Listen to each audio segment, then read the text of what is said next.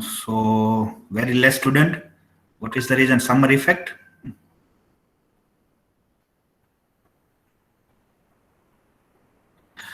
Okay, so I think let's start. Okay, no problem. Yeah, lunch is also very important. Study can be postponed, but lunch we cannot skip. It's fine. So file management we have started with, and as I told you that these two are small chapters and nothing much technical. So informative things are there. So I think in next 30, 34, 5, 40 minutes, we can able to finish this. And last sector is again security. Again, very obvious and informative things are given. And most of the things that you are already knowing about the security. So that also will be able to finish in maximum 2 lectures. So we have started with file, and we have discussed with what is file and why we are needing the file. So we have figured out 3 need. One is to store the information. Second, when the process will terminate, the data associated with the process will get deleted. And the third reason that we have discussed is sharing of the information between the process. So these 3 needs led us to the concept of file. Then we have seen various definition of the file. That means collection of related information, sequence of bits and byte, logical unit of information, and the information which we are storing in the file is persistent. That means it is forever until you delete it. And the part of the process dealing with the file is known as a file system. And file naming, right? A few extensions that we have studied: backup file, C file, then some file related to image, PDF, text file, zip file. There are many others. Then we have seen there are 3 structures which are possible. One is a byte sequence, means file is stored in a row of bytes. The operating system is least concerned what is there in the byte. Or as a block of record, file is stored, or as a tree. And one category is the file is either executable file or archive file. That means the file which is already been backed up, executable file, exe file, and archive file we have studied. Or in other contexts, if you can say, regular file, directory, character special file, which is IO devices are using for input and output, and block special files. Access method we have discussed. Sequential access, like tape drives, means file can be accessed in the sequence in which you cannot skip any intermediate record. For example, if you want to access record number, then you must go through record number 1, 2, and 3 if you want to reach as record number 4. Random access file, like your CD drive, you can access the file in any sequence, any order. Attributes that we have seen, these are the attributes that can be related with the file, like protection, password, owner, read only is there, last time of file access, file change, size of the file, and there are many records. Operation file: create, delete, open, close, read, write, append, seek, get attribute, set attribute, and rename. These all the series we have done. Then we have started with directory structure. Single level directory, that means there will be only root directory, and all the user, all the files will be stored inside that. The problem is naming. You cannot have same name file with the same name in the directory, and access also will be a problem. If any accidentally any other user will delete the file, it can be deleted. Then 2 level, that means root directory and user wise 1 directory, and then user can create the files in the respective directory. But the hierarchical, then user can also create its own directory based on the category, and then files can be created, and user can also create directory inside the directory, like you all are doing in the Windows as well as Linux. I think we need to continue with this. Now, allocation method. How, when you create the file, how it will be stored inside the disk, right? So there are three ways to allocate the memory in the disk for the file. One is continuous allocation, one is linked list allocation as a linked list, and the third one is indexed allocation. So let's understand each one by one. So as you can see in this diagram, file will be stored in the directory in sequence of blocks. The name itself suggests that it is a continuous allocation method. So in simplest allocation scheme is to store each file as a continuous run of disk blocks. You can see file A, it's stored in the 4 consecutive blocks. File B, 3 blocks. File C, 6 blocks. File D, 5 blocks. File E, 12 blocks. File F, 6 blocks. File G, something like this. So file will be stored as a continuous record. So its example is also given. Thus on a disk, if the block size is 1 KB, if the maximum size of one block is 1 KB, then a 50 KB or 50 KB file would be allocated 50 consecutive blocks, right? So if one block size is 1 KB, then it's obvious 50 KB file will need 50 consecutive blocks. If block size is 2 KB, then 25 blocks. If block size is 4 KB, then 13 blocks, right? So depending upon the size of one block, the continuous blocks will be allocated. So this is very simple method, but as you all are knowing that if the method is simple, then there will be huge disadvantage. So can anyone tell me what is the disadvantage of this method? Any idea? What are the disadvantage of this method? Wastage of space, I think. Very good. Other than that, if you store your file like this, what are the problems that will be faced? Any idea?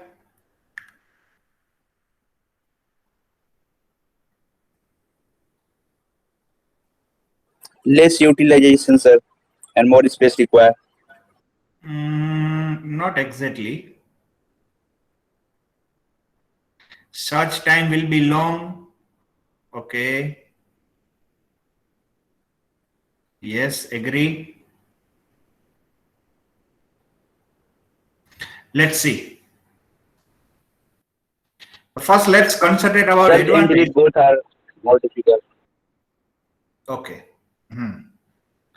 So first, let's say advantages.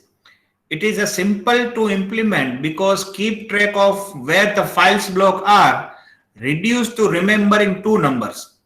If you want to see where the file is, you need to remember 2 things. First, the disk address of first block and the number of blocks in the file, right?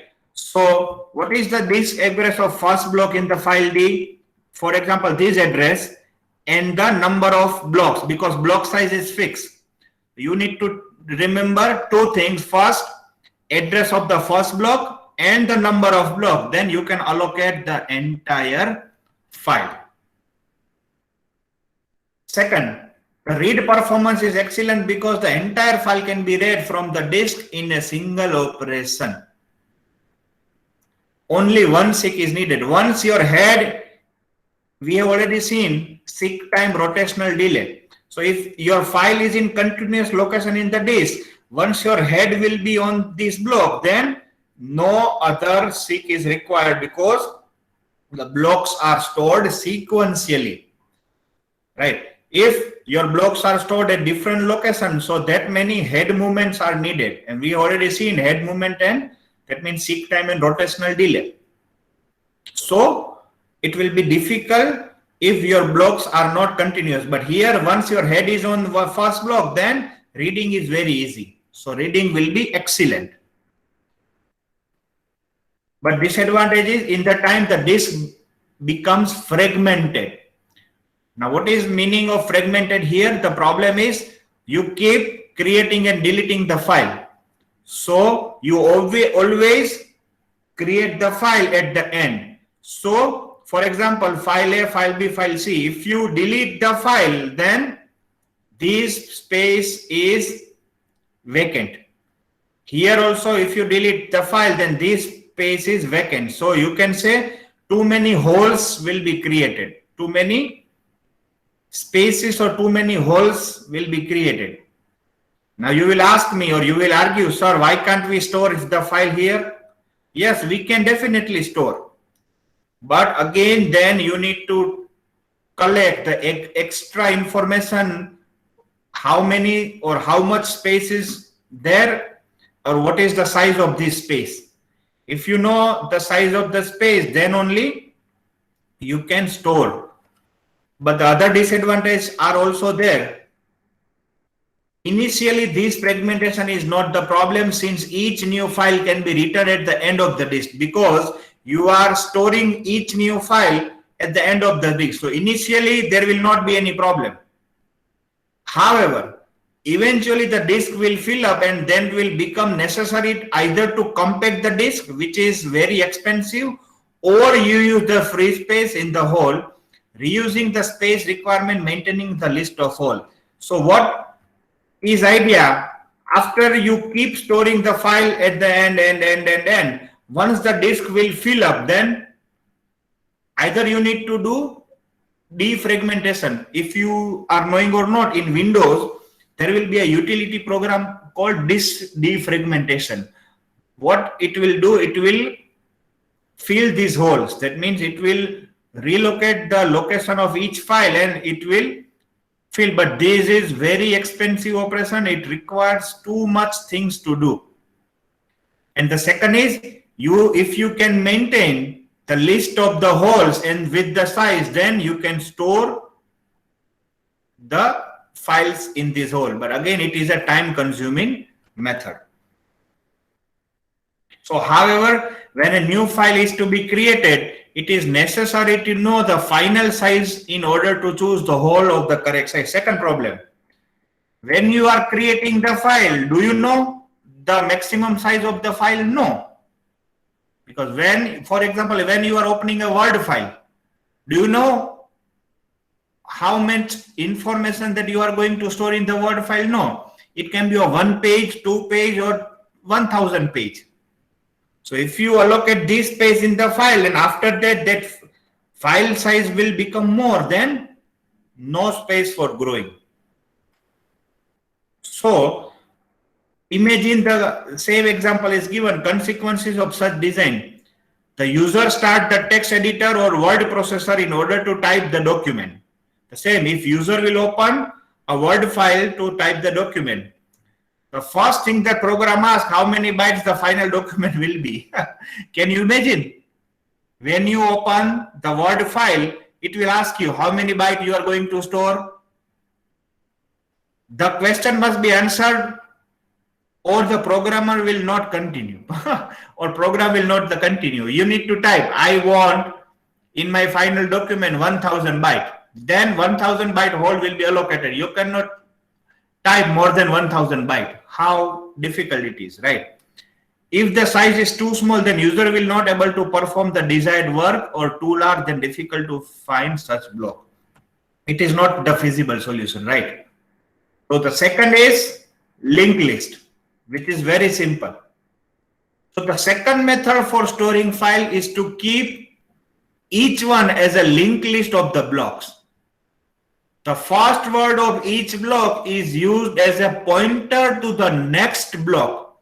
The rest of the block is for data. See, this is block number 0 of any file. Consider this is a file A. You understand this? Consider this is a file A. So this is first block of the file, but where it is stored? At the physical block 4. So this is first block of the file, block number 0, block number 1, but it is not continuous. It is at some random position at 7th block physically. This is second block, but it is at second location physically. This is block number 3. So block 0, 1, 2, 3, and 4 all are sequence of block of the file, but all the blocks are stored at the different location physically. Then how to connect? Like this. So first word is reserved for address to the next block. So here these will store address of this block. Tell me address of physical address of block number 7. These will store address of next. This will store address of next. 0 means this is the last block of the file. That means list is over. So this is a beautiful, like file B also. All are stored physically at different location, but each one will store the address of the next block. Again, there are few advantages and few disadvantages of this scheme. Let's see. Advantage. Unlike the continuous allocation, every disk blocks can be used in this method.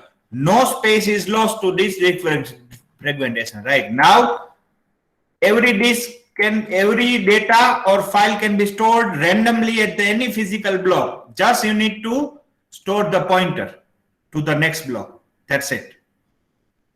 Also, if it is sufficient for the directory entry to memory store the disk address of the first block, the rest can be found.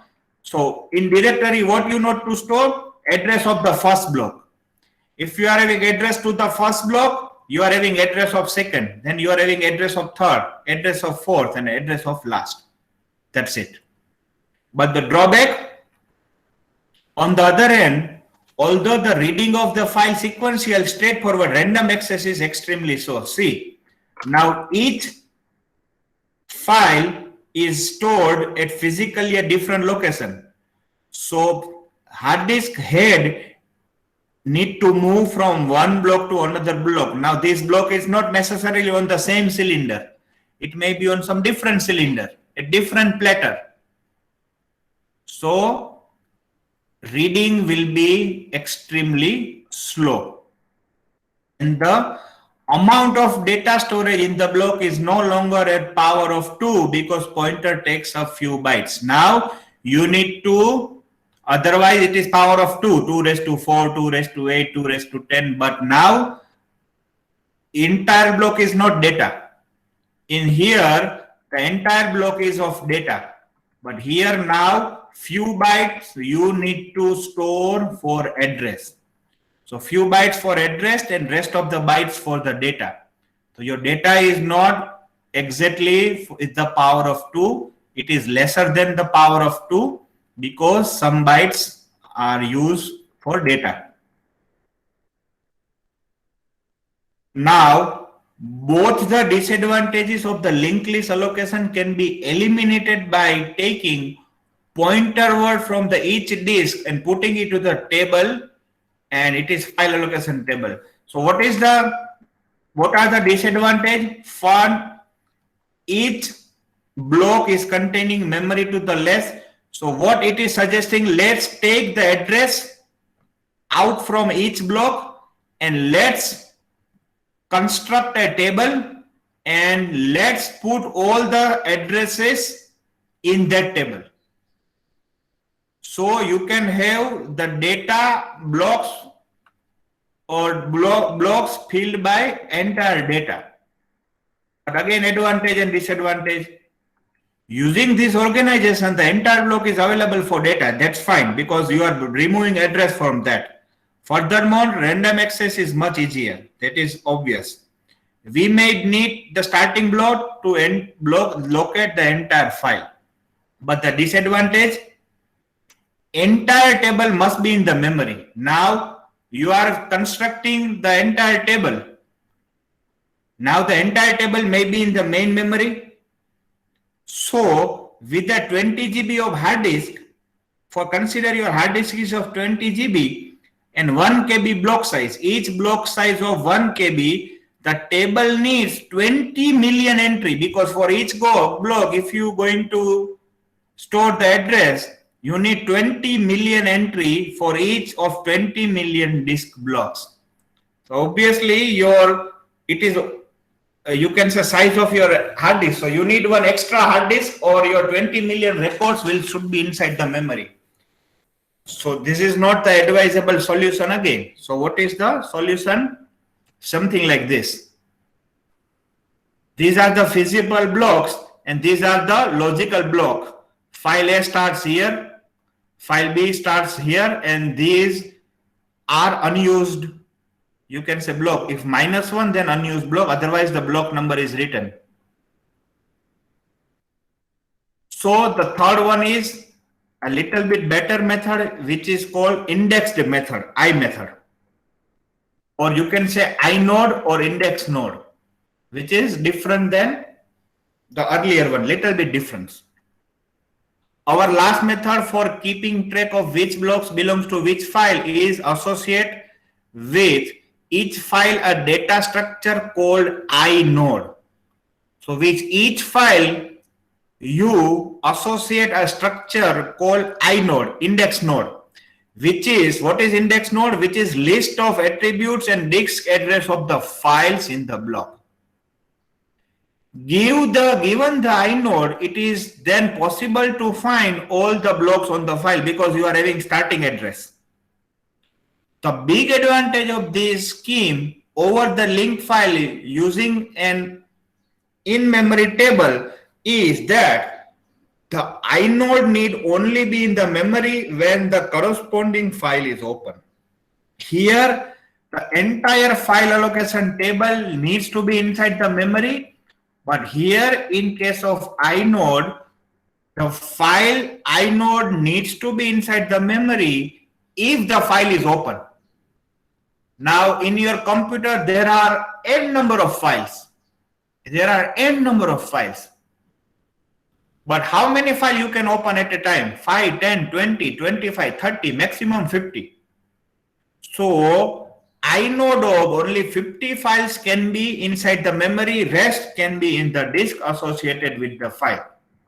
So this array is usually far smaller than the space occupied by the file table described in the previous section, right? The reason is simple. The table for holding the linked list for all the disk block is proportional in the size to the disk itself. If the disk has n block, the table needs n entry. We are talking about the earlier method.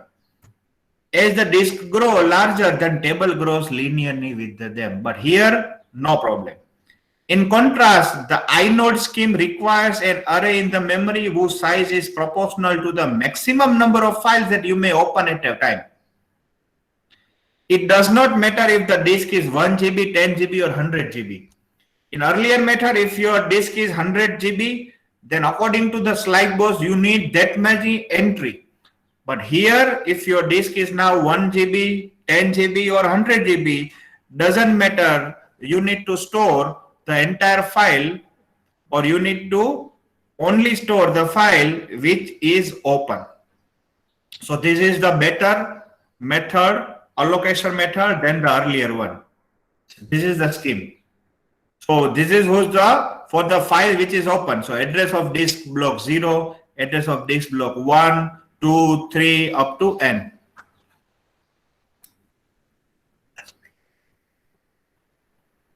So this is the thing.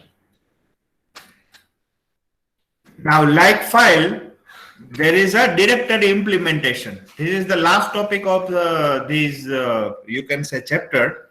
How directory is implemented? Directory means, in simple terms, folder. The one is linear list and second one is hash table. Hash, I don't know whether you will able to understand once you learn network security subject, then you will understand hash function, but I'll try my best to explain it to you. How directory can be implemented, how directories can be stored in the memory. So the simpler method of implementing a directory is to use a linear list, a list of file names with the pointers to the data blocks. So directory and all the file, or you can say pointer to the data blocks of all the files. Because a file is having multiple data blocks, so directory is nothing but the collection of file. So pointer to the data blocks of all the files. So this method is simple to program but time consuming to execute, because once you create a new file, you need to create the pointer to each data block of the file to the directory. Right? It is same, it is written. To create a new file, we must first search the directory to ensure that no exiting file has the same name. First, you need to take care of that, because a directory cannot have two files of the same name. Then we add new entry to the end of the directory. To delete a file, we search the directory for the name file and then release the space allocated. When you delete the file, you need to search the file and you need to free the allocated space. The real disadvantage of the linear list of directory entries is that finding file requires a linear search. The same continuous allocation method, if you want to search a file, then you require a linear search. Now the hash table. First, let me explain you the hash. Hash is nothing but a function which takes as an input any data or collection of the data, and you will get output some code. Now which code, which is you can say depending upon the hash function. Details you will understand what is hash, what is everything, that you will understand when you learn you can say network security. But so here with this method, a linear list stores the directory entries, but a hash data structure is also used. And the hash table takes a value computed from the file name and returns a pointer to the file name in linear list. So file name will be taken and hash value will be computed and it will be taken in the list. So therefore it can greatly decrease the directory search time. Hash is nothing but, you can say, it will be used as a key. So you already learned in DBMS, if you are having primary key, then your search will be faster. The same method I'm trying to explain over here. So insertion and deletion are also fairly straightforward, although some provision must be made for collision situation, means when two file names has the same location. So if you input is same, the hash function is also same. So again, the restriction is you cannot have file with the same name into the directory. So the major difficulty with the hash table R is generally fixed size and the depending upon the hash function of that size. So there are many hash functions and it depends upon which hash function that you are using. For example, example is also given. Assume that we make a linear probing hash table that consider a table with 64 entries of file. So the hash function convert the file's name into integer from 0 to 63. Now from the file name, the file hash will be generated from 0 to 63. So for the instance, by using the remainder of division 64. Now later, if you create the file number 65, then we must enlarge a directory to 128. As a result, we need new hash function that make map first 0 to 127. So though you add only one file, file number 65, your directory should be large from 65 to 128, because it may be divisible by 64.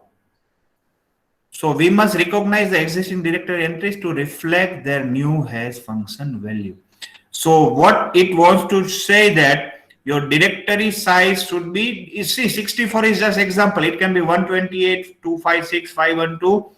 So if you for file size or number of files will be just one greater than, then your directory size should be multiple to 64.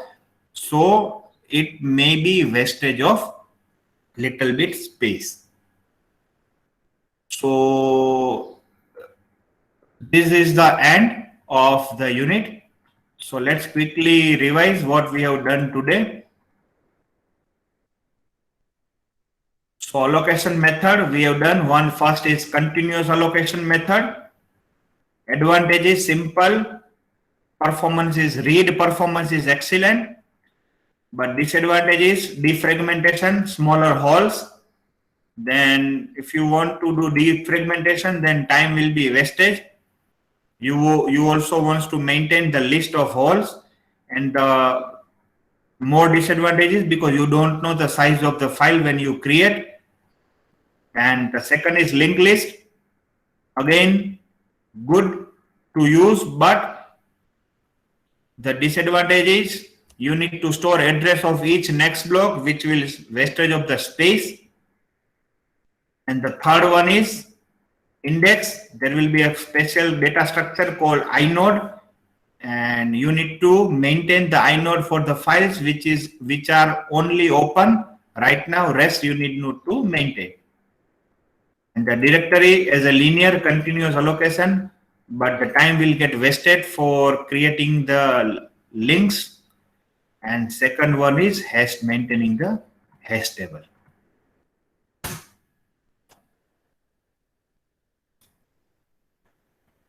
So we have finished this file. Again, as I told you, this is very informative thing.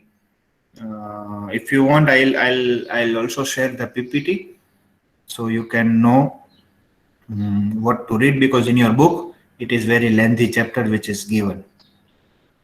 So next chapter that we are going to learn will be you can say security. We'll learn various aspects of security in context with you can say operating system. I think we'll start it tomorrow because it's already afternoon and this is your fifth class. So I don't want to start it today. And as you all have suggested one, so new chapter, new day.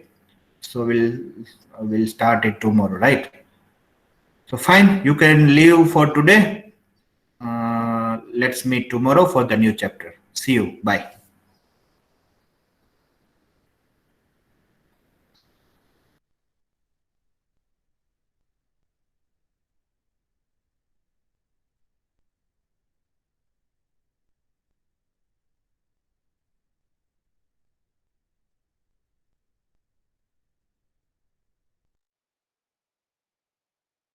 Sir, Yes. when will be our midsem 2?